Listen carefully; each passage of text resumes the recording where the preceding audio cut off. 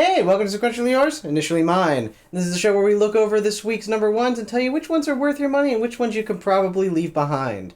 Alright, so here's the thing. My comic shop this week was actually shorted about 36 different books. If you'd like to be a little bit more informed about the sort of current state of comic book distribution, you can get a little bit of a hint of it in SF Debris' Rise and Fall of the Comics Empire videos, which you can find on his website here.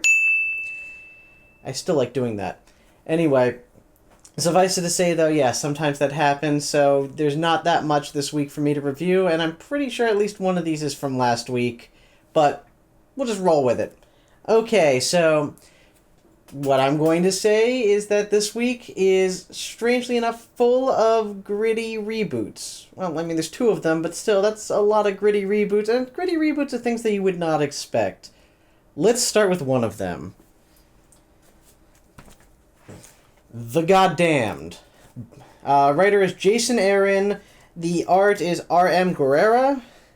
It's an Image publication. I love Jason Aaron. I really do. His work on Thor has been phenomenal. I love his work on Doctor Strange right now. This is... it takes place 1,600 years after the biblical fall in, Earth, the world. And it just seems like grit for grit's sake. Everything's terrible. The character is angry and not particularly interesting, and oh yeah, twist, it's somebody that we've heard of, but there's no real connection to it. It's like Aaron took a grab bag of mythological concepts and threw them into a book. Quite frankly, a lot like the Noah movie, the most recent one.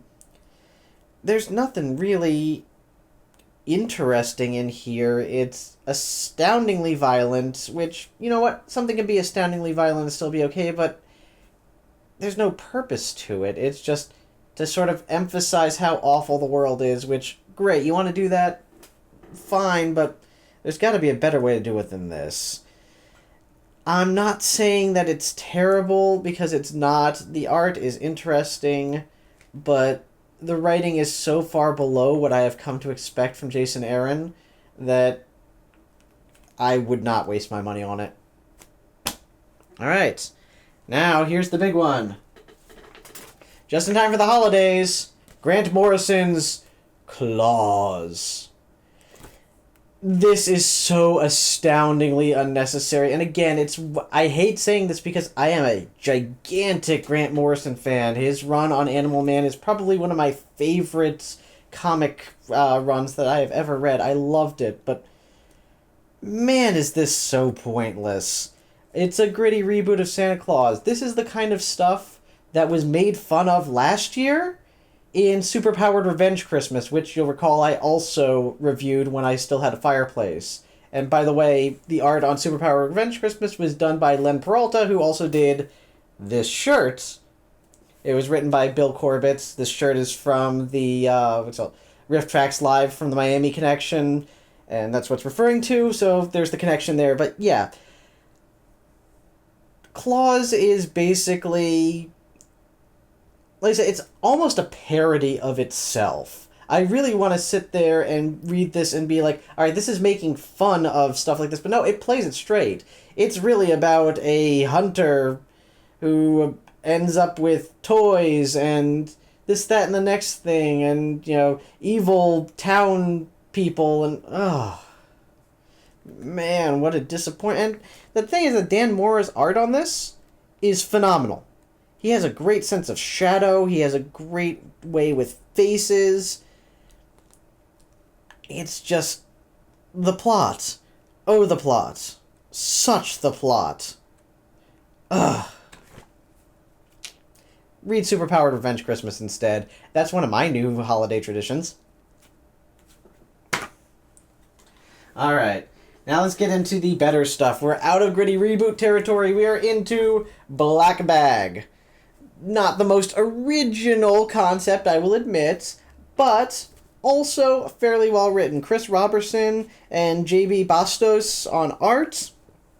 Jamie Grant, colorist, and again, colors are absolutely gorgeous in this. Really beautiful coloring. Absolutely love it. The art is good. I believe it. The facial expressions are well conceived. The movements are very... When you're doing sequential art, there's only so much you can do to have movement, so you have to imply movement, and the movement is implied very, very well on this. Otherwise, it's about a woman who is secretly hiding that she is a presumably government, possibly extra-governmental assassin from her husband, and she's very good at it, and yeah. It's, like I said, it's not bad, it's well written. I like the characters. For a number 1, it gives us exactly what we need. But that's really about it. There's nothing much to say. It's worth the read if you want a good action comic. I'm not gonna lie, I enjoyed it. Alright. Finally, and yes, we are already to the winner for this week, which is, drumroll please, Limbo. This is original. This is interesting. It plays on common tropes, but it doesn't rely on them. The main character in this is a PI with amnesia, which the amnesia happened 9 months ago, so while he is not fully there, at the very least we understand where he's coming from, and he knows enough about himself that the story is not, who am I? What's going on? How? Where? No, it's not that. He's at this point kind of settled in. Magic appears to be a thing in this world. I kind of like the way that they seem to, in this case, at least one of the characters worships Loa and does so by dancing. And it's kind of interesting. There's actual,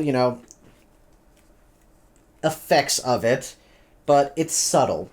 It does use a lot of private investigator tropes and a couple of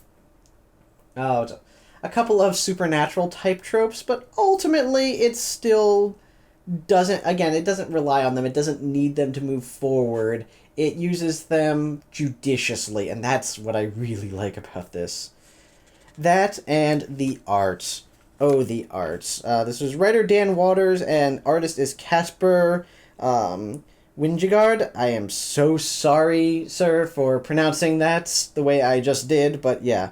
And presumably Casper also did the coloring, which, again, phenomenal, but I mean, you can see up there, the art on this is fantastic. The shadows, the lines, the lighting. It takes a lot to put this much work into something. I was so very, very happy with this read, and I cannot wait to see what happens next. The world building was just enough, and maybe a little bit more than necessary, to fully get the idea of what's going on in this world without it being, just telling you what's going on. Again, it relies on PI tropes, or it doesn't rely on PI tropes, but it uses them, so there's not a whole lot of monologuing in here. It's mostly dialogue and character interactions, and that gives us what we need. And also, of course, visuals. Because, again, sequential storytelling, and that's one of the benefits that a comic book has over a novel, is that the visuals can serve as a shortcut in order to explain sort of what's going on without having to rely on clunky dialogue or rely on narration and voiceover. Good comics... when we're talking about comics as literature, good comics use the visuals to the greatest effect possible. In the same way that good movies use visuals to the greatest effect possible in order to avoid having to rely on techniques that are necessary sometimes in written works. Either way, Limbo, definitely worth the read. Only $3, and some of this is just fantastically gorgeous. Yeah. If you get a chance, Limbo. All the way. Go for it. Alright. So, really, that is all we have for this week. I know it doesn't seem like much, but again, short at 36 issues. I'm willing to bet that next week is going to be gigantic.